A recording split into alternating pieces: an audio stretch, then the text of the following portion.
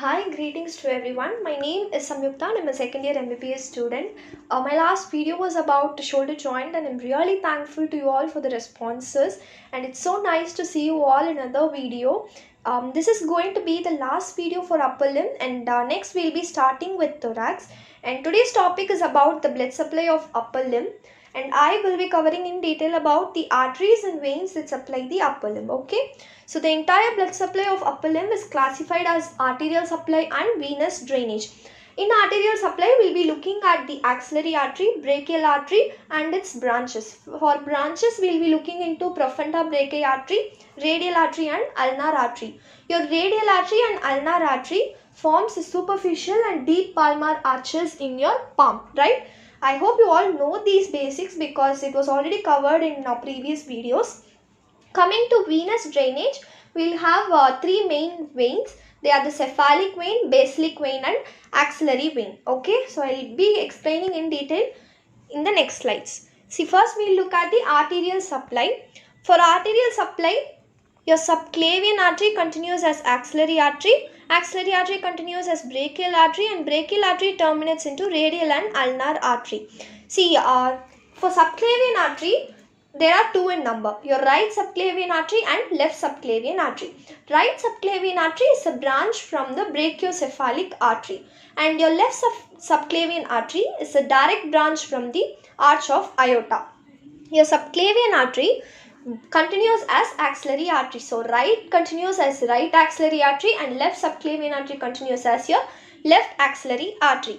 And this axillary artery is located in the axilla region. Okay, that is why it is named as the axillary artery. Okay, so here is axillary artery marked. Okay, so your axillary artery is going to continue as your brachial artery, and brachial artery is the artery of arm. Okay, at cubital fossa, the brachial artery is going to divide into radial artery laterally and ulnar artery medially. Okay, and radial and ulnar artery are going to form your superficial and deep palmar arches in your hand. So this is just an outline, and yes, we'll get into in detail.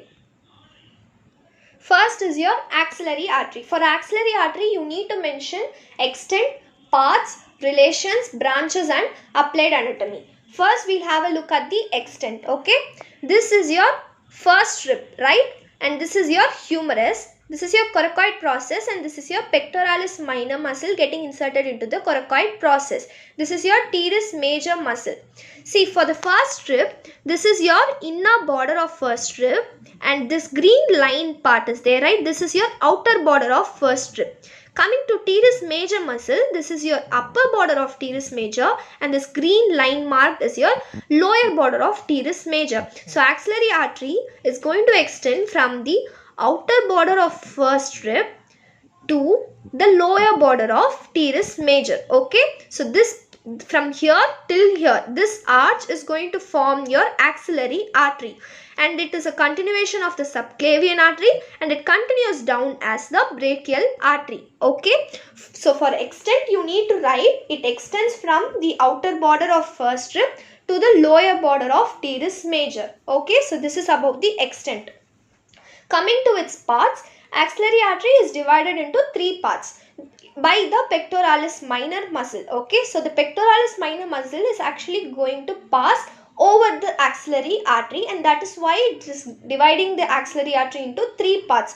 See, this is your first part above the pectoralis minor muscle, and second part lies behind or below the pectoralis minor muscle, and the third part lies below the pectoralis minor muscle. Okay, so this is the first part, second part and third part. So this is about the extent and parts. As I mentioned, extent, it extends from the outer border of first rib to your lower border of teres major, and it is a continuation of the subclavian artery, and it continues as brachial artery, and its parts are divided into three by the pectoralis minor muscle, your first part, second part and third part. Okay, next we'll be looking at the relations. I know this might seem confusing, but I'll try to make it as easy as possible. Okay, so for relations you need to mention anterior, posterior, medial and lateral relation for all the three parts separately. Okay, see, for first we'll take the anterior relation. the pectoralis major forms the common anterior relation for all the three parts. Okay, so you can write this very easily. And for the second part alone, we have pectoralis minor muscle. Okay, that is why it is divided into three parts, right? Your pectoralis minor passes over the axillary artery, and the part that lies below the pectoralis minor is your second part of axillary artery.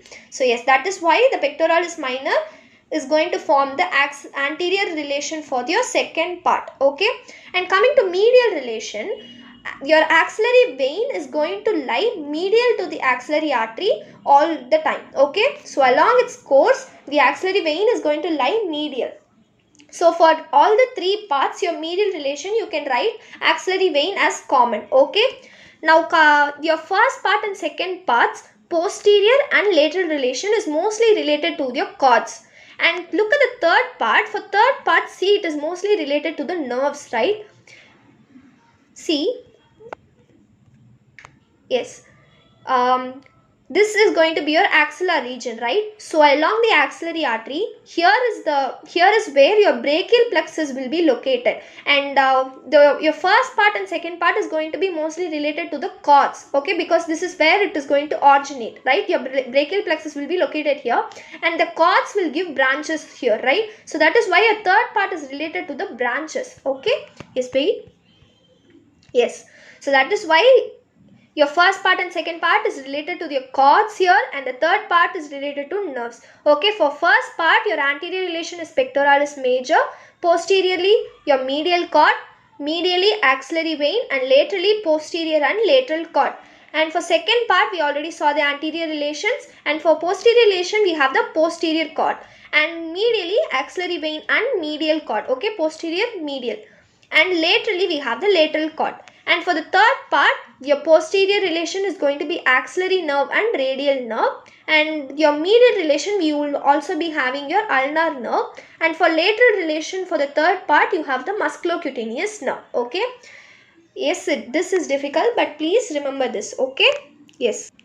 Next is about the branches. So branches are going to arise from all the three parts. Okay, first, your first part of axillary artery is going to give rise to your superior thoracic artery. Okay, so this is your superior thoracic artery, and your second part is going to give rise to two arteries.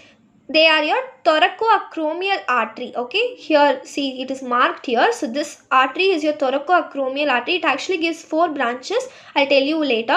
So this is your thoracoacromial artery, and next is your long thoracic artery or your lateral thoracic artery. So these both are going to arise from your second part of axillary artery, and from the third part you have this is your subscapular artery. Okay, so you will have subscapular artery, and then anterior circumflex humeral artery and posterior circumflex humeral artery. So these are the names of the arteries, arterial branches from the axillary artery. Okay, see, the anterior and posterior circumflex humeral artery winds around the surgical neck of humerus, and they anastomose with each other. Okay, this is a point of anastomosis they have shown.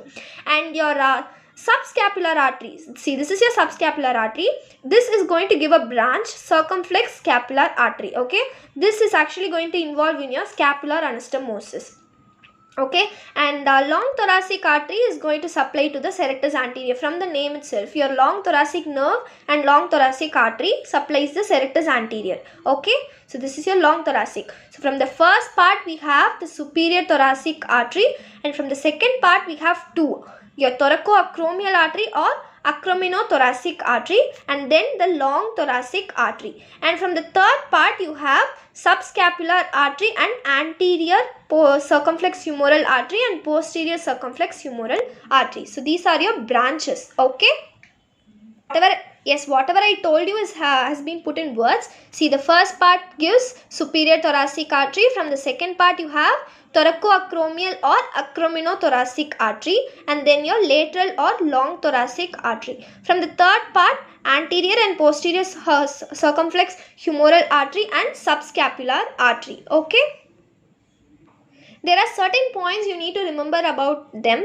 See, your acrominothoracic or the thoracoacromial artery pierces the 𝗂𝗵𝗿𝒂𝗊𝒄 fascia, and it gives 4 branches. They are the acromial branch, pectoral branch, clavicular branch and deltoid branch. Okay. And about the anterior circumflex femoral artery and posterior circumflex femoral artery, they both winds around the surgical neck of humerus and they anastomose with each other. Okay, I showed you the point of anastomosis, right? Yes, that is here. And your posterior circumflex femoral artery is going to accompany your axillary artery, and yeah, it is going to wind the surgical neck. It accompanies the axillary nerve, and it is a content of the quadrangular space. Okay, if you have read the spaces properly, I hope you can remember this. And next is your subscapular artery. It is the largest branch of the axillary artery, and it gives circumflex scapular artery, which is a content of the upper triangular space. So the upper triangular space and quadrangular space, both of them comes in your scapular spaces. So if you have read that, I hope you can remember this. So we have completed the axillary artery.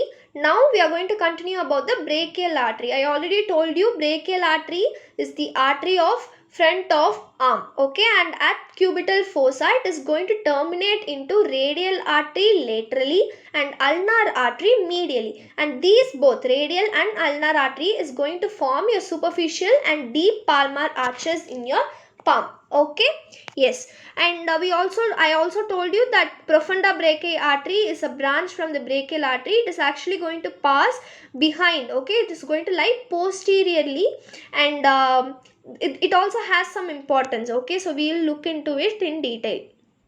Yes, now let's look about brachial artery. See, brachial artery is the artery of arm. For brachial artery, you need to mention extent, course and relation, and branches and applied anatomy. Okay, and coming to extent, see, I already told you it is a continuation of axillary artery, right? So for brachial artery, you can write the termination point of the axillary artery. Okay, so brachial artery is going to begin from the point where the axillary artery terminates. So that is nothing but the lower border of teres major. So the extent of brachial artery is going to be from the lower border of teres major to the cubital fossa. Okay, here at the cubital fossa at neck of radius, the brachial artery is going to divide into radial and ulnar artery. These both are the terminal branches of the brachial artery. Okay, so brachial artery is a continuation of the axillary artery and it terminates as radial and ulnar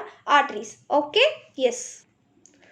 Whatever I've told you has been put in words. See, it extends from the lower border of teres minor to the neck of radius. Sorry, this is not teres minor, it's lower border of teres major. I'm extremely sorry. And it is a continuation of the axillary artery. And it terminates at the neck of radius as radial artery and ulnar arteries. Okay. Next is about the course and relation. See, brachial artery is closely related to median nerve. So, we'll be mainly focusing on median nerve and how it is related to brachial artery. Okay. See, this red color is your brachial artery. Okay. And the closest one is your median nerve. See, this is your median nerve.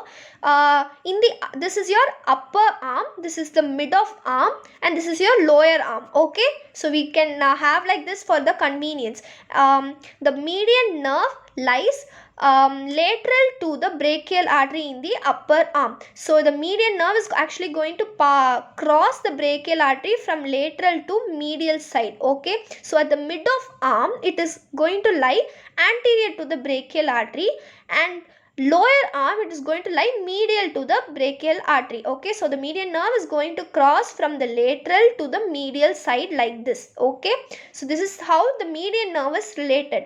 Now the radial nerve actually lies posterior to the brachial artery in the upper arm and mid of arm. After that it is going to pierce the lateral intramuscular septum and it comes to the lateral relation. Okay, and the ulnar nerve lies medially in the upper arm and the mid of arm, and it is going to pierce the medial intermuscular septum and it goes behind. Okay, so it is going to lie posterior in the lower arm. So this is about the relation and of the three nerves. Okay. This is a clear image that depicts the relation. See, this is your brachial artery and this is your median nerve. So the median nerve is going to pass from the lateral to the medial side of the brachial artery, and this radial nerve is going to pierce the lateral intermuscular septum and comes laterally. Before that, it is going to lie posteriorly, and the ulnar nerve is actually medial and it pierces the medial intermuscular septum and comes posteriorly. Okay, see, this is the representation. So I think this can be easily understood. Okay, yes, so this is about the relations of the brachial artery. Next is your branches. For branches, see, Profunda brachii artery is the first branch and this is the first and largest branch. Okay, so the Profunda brachii artery is the first and largest branch of the brachial artery. It is going to pass behind, so it is lying posteriorly. Okay, we'll look into it later. See, so this is your Profunda brachii artery. It terminates as anterior descending branch and posterior descending branch. Okay, so these both are the terminating branches of the Profunda brachii artery.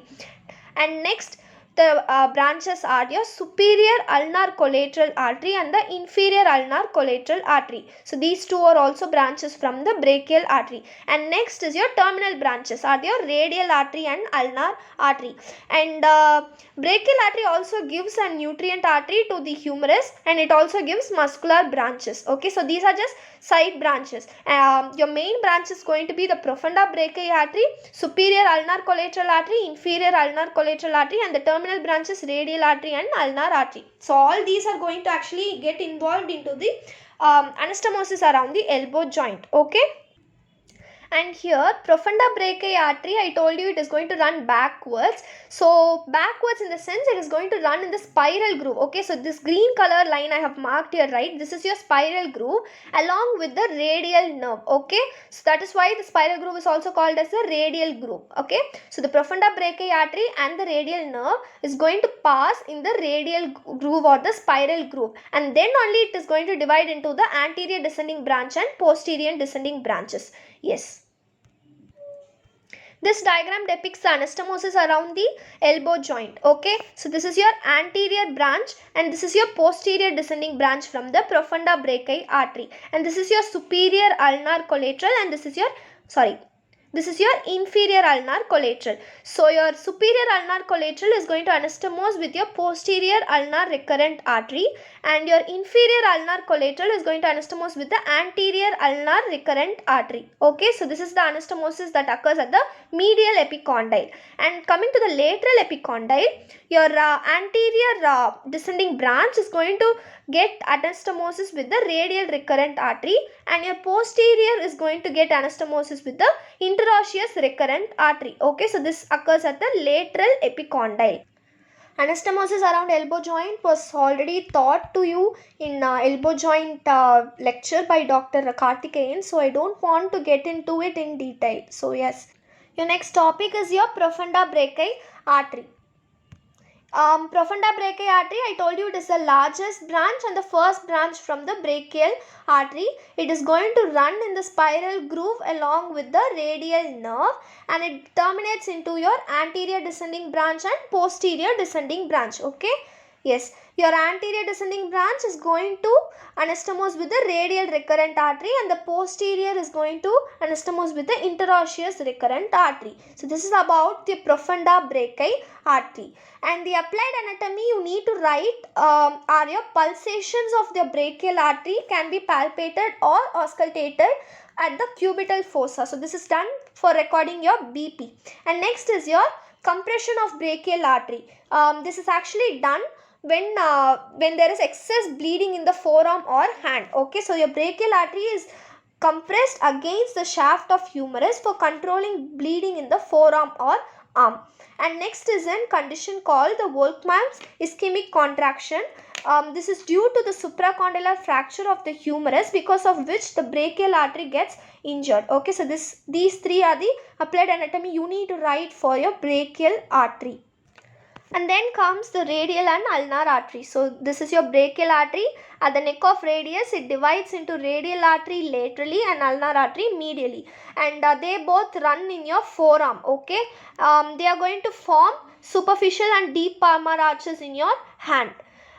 See, this is your radial artery. This orange color is your radial artery and this pink color is your ulnar artery. So your ulnar artery's main continuation is going to fuse with the superficial palmar branch of the radial artery to form the superficial palmar arch. So you can basically remember it like ulnar artery forms your superficial palmar arch. This is enough. And coming to radial artery, the main continuation of radial artery and the deep palmar branch of the ulnar artery is going to form your deep palmar arch.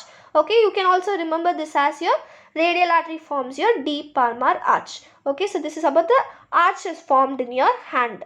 With this, we have completed the arterial supply, and next we'll talk about the venous drainage. Okay, see, for venous drainage, I already told you there are three main veins.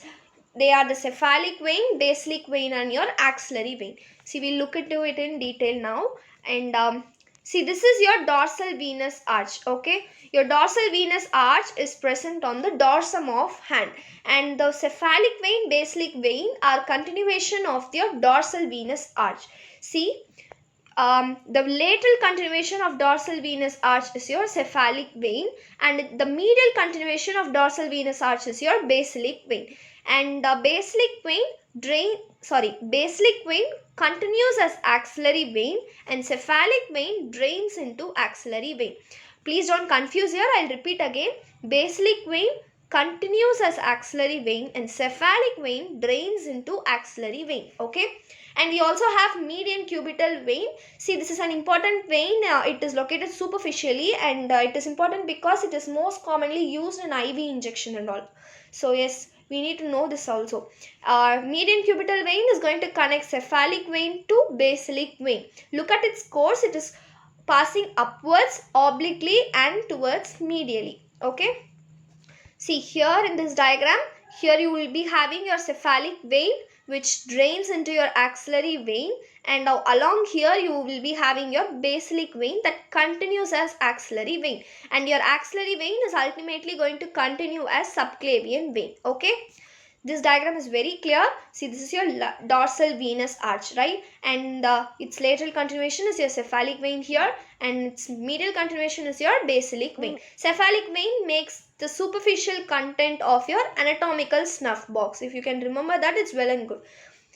And here you can appreciate median cubital vein. See, it is going to connect cephalic vein to the basilic vein, and median cubital vein forms the roof of cubital fossa, right? So here you will be having your cubital fossa, and yes, this is going to be located here. And your basilic vein continues as axillary vein, and cephalic vein drains into axillary vein.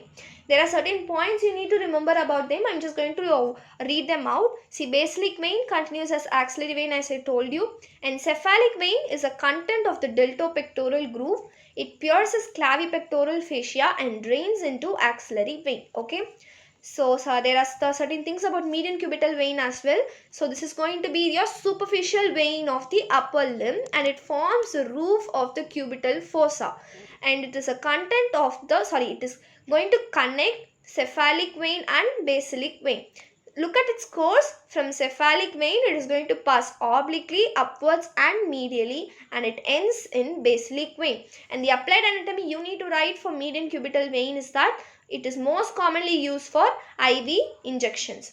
And so with this, we have completed the entire topic today and an end to the upper limb. I hope you all have watched the complete series of upper limb videos. If you have any doubt regarding the topic, you can leave it in the comment box and we will get back to you. So yeah, thank you.